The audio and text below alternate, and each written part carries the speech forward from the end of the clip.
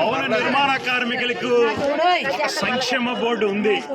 ఈ సంక్షేమ బోర్డు ద్వారానే సంక్షేమ పథకాలు అమలు జరిగేవి.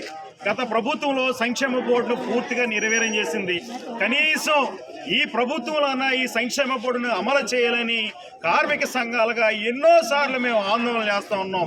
రాష్ట్ర ప్రభుత్వం సంబంధించింది ఏంటంటే భవన నిర్మాణ కార్మికుల సంక్షేమ బోర్డు అమలు జరిగితే, భవన నిర్మాణ కార్మికులు ప్రమాదాలు జరిగితే ఆ సంక్షేమ బోర్డు ద్వారా వీళ్ళకి సంక్షేమ పథకాలు అమలు జరుగుతాయి. ఇప్పటికైనా ఈ రాష్ట్ర ముఖ్యమంత్రి చంద్రబాబు నాయుడు గారికి, అలాగే డిప్యూటీ సీఎం పవన్ కళ్యాణ్ గారికి మేము చేతులెత్తి దండం చేస్తా ఉన్నాం. ఆ సంక్షేమ బోర్డుని పూర్తి స్థాయిలో అమలు జరపండి.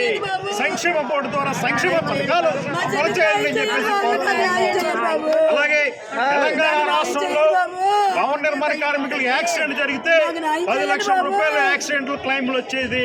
అలాగే ఈ రాష్ట్రంలో 5 లక్షలు వచ్చేది. అందుకనే మేము చెప్తా ఉన్నాం, అలా కార్మిక శాఖ మంత్రి గారు కూడా దీంట్లో ఇన్వాల్వ్ అవ్వాలి.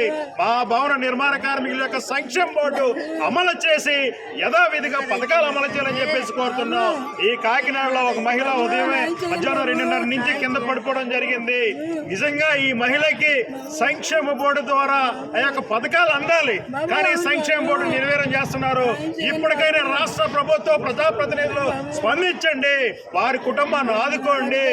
ఆ సంక్షేమ బోర్డు ద్వారా సంక్షేమ పథకాలు అమలు చేసి భవన నిర్మాణ కార్మికులను ఆదుకోవాలని చెప్పేసి మేము కోరుతా ఉన్నాం. ఆ పేరు Gokula Prasad, AP building and other construction workers union జిల్లా ప్రధాన కార్యదర్శి.